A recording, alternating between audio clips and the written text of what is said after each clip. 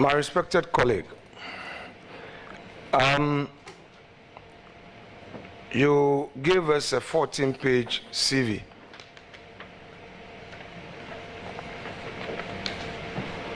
I claim your attention. You ready? You ready? Wide-eyed and bushy-tailed. You give us a 14-page CV.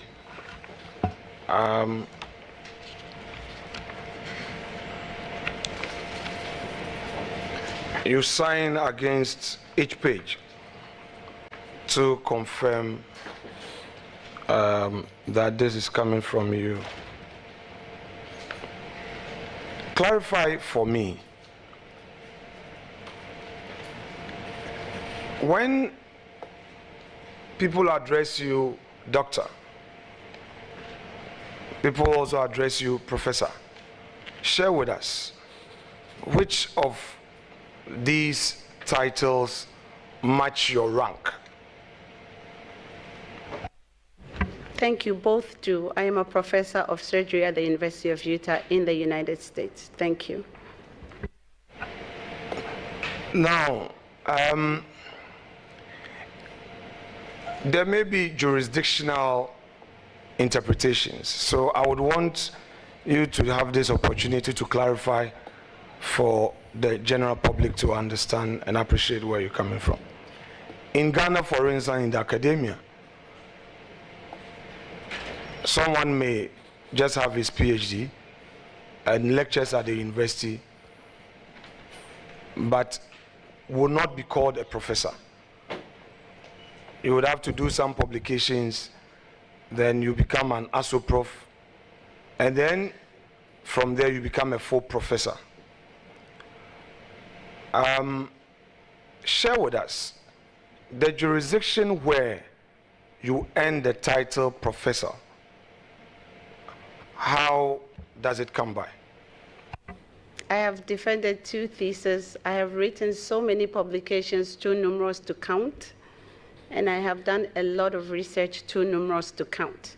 So if I may indulge you respectfully, where do you want me to start?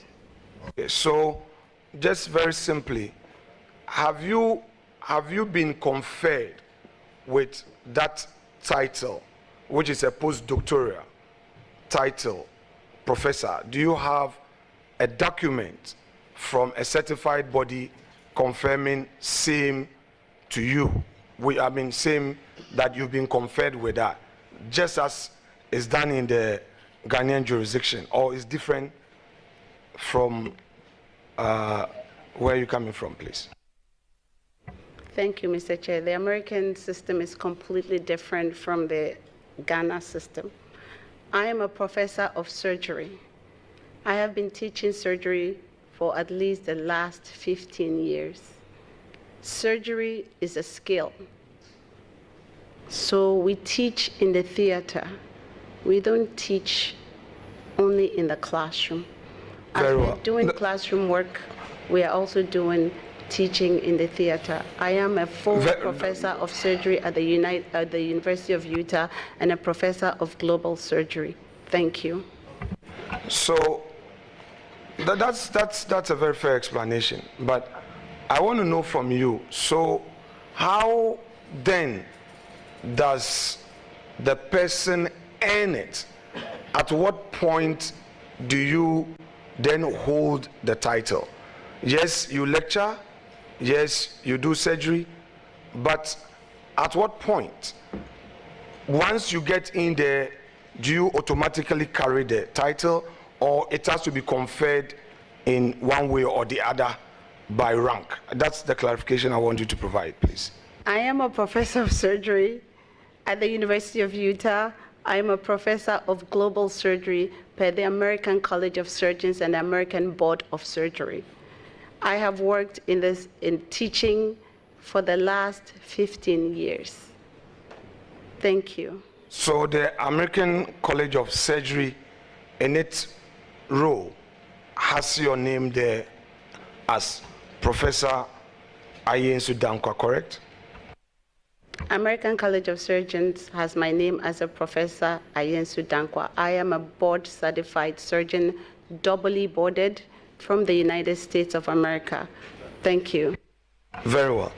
Now, may I know from you, in an earlier answer when dealing with a question from one of our colleagues, you said that you practice in Ghana, correct? That is correct. Now, clarify this for me. In Ghana, I know that when people are qualified from other jurisdictions and they come, they are required to do something. I don't know whether it's examination or some interview, it's some process of accreditation, and they then get recognized and allowed to practice medicine in Ghana. Share with us your own experience. Thank you, Mr. Chair. I am fully licensed in Ghana, not only as a surgeon, but also as a surgeon specialist.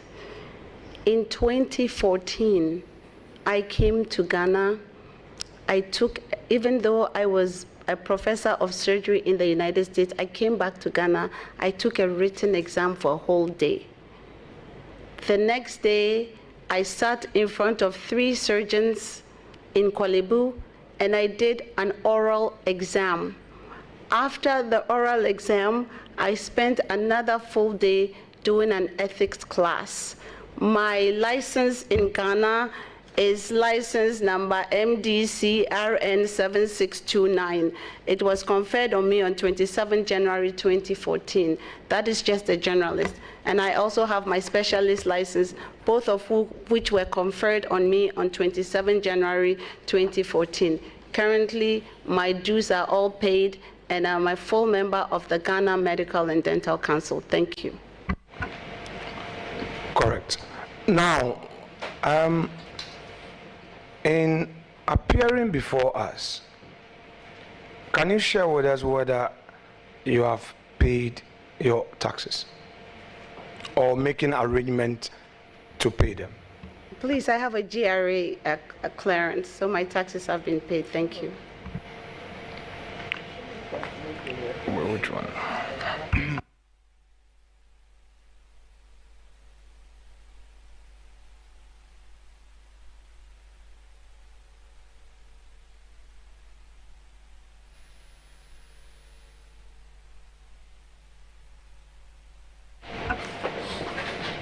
Honorable nominee, in Ghana, how many companies have you registered in your name? Or how many companies are you a director of? I don't recall the exact amount, but most of them are charity organizations. I believe I'm a part of Healing Hands organization, which is a charity organization. I'm also a part of Esikado Ketan Food Bank, which is also a charity organization that gives out free food, uncooked food to the poor and the needy. Healing Hands organization, we bring surgeons from outside the country to do free surgical care. We provide free medical equipment to people who need it, especially the disabled. And we also go to hospitals and we do teaching. Specifically for me, I teach people in rural areas how to do surgery. Basically the physician assistants as well as the doctors. I have been to several regions in the country to do my free work. I've been to the Volta region. Honorable member. Honorable member. I've been to Eastern region. Bear with me. Hold on a second. You want to hear my answer? Please hold on a second. You see, you remember Vice Chair on 2 occasions entreated you to be brief. The question was on companies. For me, once you answer that you are a director of a company limited by guarantee, we stay there. That was for 30 seconds so that we can make some progress. You get my point? Loud and clear. Very well. So that, because the nananum behind you want to go, so we don't keep them here. Yeah. Now, you've said that companies limited by guarantees. What about limited liability company, profit-making establishment? Are you a director of any profit-making enterprise in Ghana? I believe I'm a director of Sage Medical Center that is profit-making, but I personally don't get any remuneration from there. And then finally, I believe as of last month, one of my partners registered for the Gold Board company, but we haven't started business yet. Forgive me, you have a different accent from, I'm trying to understand it. Say, repeat the last. I said I believe that recently one of my partners registered a Gold Board company, but we haven't started any business yet. Okay, so clarify, the Sage, let's stay a bit on Sage. You said you are a partner there, it's a profit-making company, correct? Correct. How long has it been in existence, please? Maybe since 2021 or 2022. And is that where you do the dialysis? That is correct.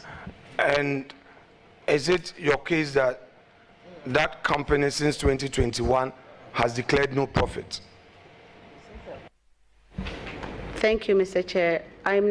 I don't know the company's finances because I'm personally not making any money out of there, not even one peso. The reason why we set up a dialysis company was that we found the need that Ghanaians needed dialysis, and that was a niche that I wanted to fill for Ghanaians. So I personally did it. I mean, I'm doing it as a charity work. I've never gotten any remuneration from the company. Thank you. So, in other words, no taxes are paid on your behalf as a director, no director's fees, nothing? No. Very well. Now, Honorable nominee, please, I handed you a document. First of all, I relate to your background, and I will explain it this way. I was an art student going into BCom, and I was struggling, so I had to abandon it and go and do law, which was my passion. Would you say that getting into medicine was really your passion, considering your background in O-level and A-level? Yes, it is truly my passion. Now, the document that I've given you,